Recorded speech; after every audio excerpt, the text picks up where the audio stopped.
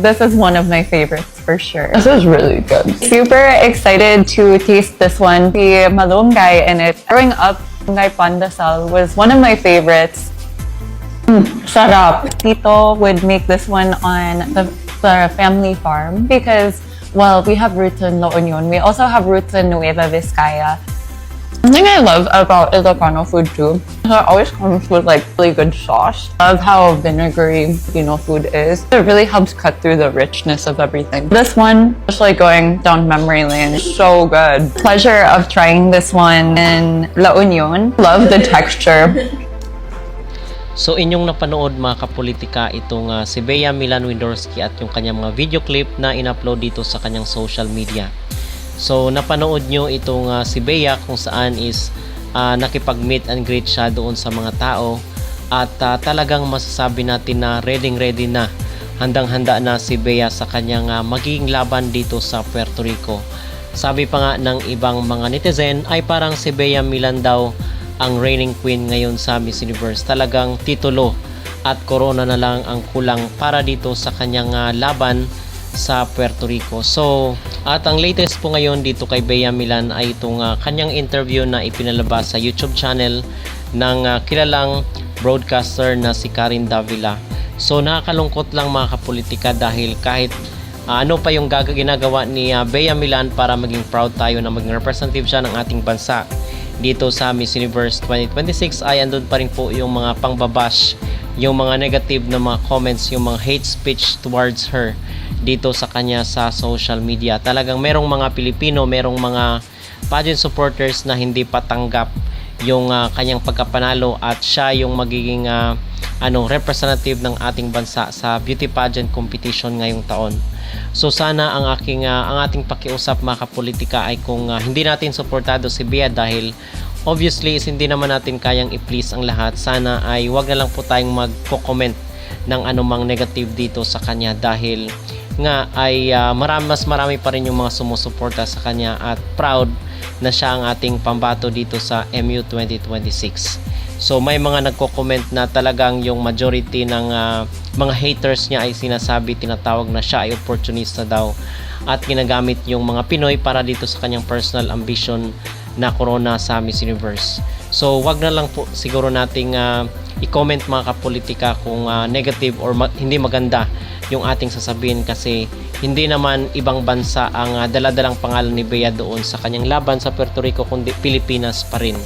Okay, so bandila po ng watawat ng Pilipinas ang ipapalabas doon sa Puerto Rico just in case mananalo siya dito sa kanilang kompetisyon kahit pa masabi natin na malabo yun pero Pilipinas pa rin po ang dadalhin ni Bea Milan. Okay, so ganun na lang po at sana is itigil na po natin yung mga pangbabash sa kanya, yung mga negative na mga comments, yung mga hate speech at dito naman sa interview niya kay Karen Davila ay bumilid tayo mga kapolitika kasi napaka-matured mag-isip nitong si Bea at talagang napaka-spontaneous, napaka-eloquent, napaka-fluent niya magsalita, magsasagot dito sa mga question ng sikat na broadcaster na si Karen Davila at ang pinaka-highlight dito ay yung pressure sa kanya, most especially na ang Pilipinas ay isang powerhouse at kilala tayo pagdating sa mundo ng beauty pageant. So yung pressure sa kanya is tinitake niya as advantage, tinitake niya as an opportunity dahil nga ang kanyang goal talaga dito ay ang 5th crown para sa Pilipinas. So at dito rin is pinapakita niya rin kung gaano siya ka-proud bilang isang Pinay, isang Pilipina na i-represent ang bansang Pilipinas. So, ang comment lang natin sa kanya, yung ating may papayo lang mga kapolitika ay sana na mag-aral pa siya na magsalita ng wikang Tagalog dahil iba talaga yung kailang mga accent, iba talaga yung kailang tono dahil hindi nila mother tongue ang Philippine language. So, sana is mag-aral din siya dahil nga ang sabi niya, boyfriend niya ay Pilipino so matuturuan siya from time to time. Okay, hindi naman overnight yun na alam niya na lahat ng Tagalog language pero from time to time as time goes by ay matutunan niya pa rin magsalita ng wikang Pinoy. So wala naman tayong nakikitang any illegalities dito sa kanyang pagsali sa Miss Universe dahil meron naman siyang mga valid papers meron naman siyang legal yung kanyang mga dokumento, mga kapolitika. So I believe that's all that matters. Meron rin siyang Philippine passport. So yun ang pinaka-importante, at yung kanyang mga Philippine advocacy. So from time to time is nakikita natin, napapanood natin dito sa social media yung mga advocacy, yung mga cause ni Bea Milan towards environment, especially doon sa climate change. So gustong-gusto natin yun napangalagaan ng ating kapaligiran. Okay, so far yun po ang ating latest na update dito kay Bea Milan Windorski. Sa tingin nyo mga kapolitika, ay handang-handa na nga po ba itong ating candidate sa Miss Universe 2026 na ganapin sa bansang Puerto Rico sa mga susunod na buwan? At kayo po ba ay naniniwala na isang Miss Universe material si Bea Milan Windorski? Mag-comment down below at huwag kalimutang mag-like at mag-subscribe na rin kayo para updated kayo sa ating mga latest issue. Nung lumipat ka sa Pilipinas, magkano ang dala mong pera noon? Kasi you said that when you were getting all these awards in Miss Universe, no, yung tawag doon, yung Hakot Awards, hinakot mo lahat. Ang iniisip mo lang, wow, may pambayad na ako ng renta. So nung narinig ko yun, oh, okay, naghihirap pa si Bea. Diba that you were thinking of your rental payment? Because my parents were very like, if you're ever going through financial stresses in the Philippines, just move back home. And it's very important to me that I succeed here and that I'm able to support myself without worrying my parents. While my Lola lives in La Union and I could always move back in with her, I'm such a city girl at heart. So I feel like I'm fulfilling a childhood dream of mine by being able to make it work and be independent here in Makati. What finally made you decide to join Miss Universe? It was getting a call from my local director, Miss Haley Ali, because it's no secret that competing for a pageant is really financially stressful. It's a huge investment.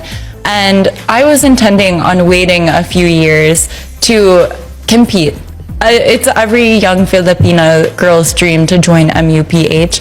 And even if I would doubt myself sometimes, I was like, maybe 2027, 2028, I could give it a go after I save a bit more. But Miss Haley was also the engine and force behind Atisa Manalo's run in 2025. And the fact that she would support me to be MUPH La Union, where I really fell in love with the Philippines. The fact that I wouldn't have to worry about making connections with glam teams, with stylist designers, because she already had that Rolodex of contacts. That's when I was like, I can't let an opportunity like this up. So even though I didn't feel ready, even though I felt scared, I decided to take that leap. Because Miss Haley, her record speaks for itself. The fact that she got Atisa to the crown. People don't think how financially stressful it could be to join Miss Universe. What kind of investment or money does a candidate need? In a previous interview, Atisa said it's at least $500,000 pesos talaga. Because if you think about it, you pay for your glam team, you pay for a stylist, you pay your designers. You also, if you don't live in Manila already, you pay for rent, you have to pay for grabs. So it's even more expensive this year given fuel prices. There's so many things to think about. There's training involved. Mahal ang training. Hindi talaga. Because if you are lucky enough to find someone who's willing to take you on as their alaga, there's a lot of people in the industry who just believe in the candidates and want to support them. But then there's also that utang na laob. The fact that so many people believe in you and offer you something. There's a small everyday things like you want to feed your team, you want to give them gifts, and it's just these little things that add up and up and up. I think it's important you're sharing this kasi hindi lahat ng sumasali sa Miss Universe, no, ay may kaya. Iba karamihan doon are Filipinas with dreams Yes, of totoo. winning, di ba? And wala silang ganung pera. I would say though, on the same measure, you are able to succeed and win the Miss Universe Philippines crown even if you don't have that support system. Even recently, Chelsea Manalo, it was just her and her parents. Her parents would sometimes do her own glam. Same with the recently crowned Miss World Philippines, Asia Rose Simpson, where it's really just her and her family.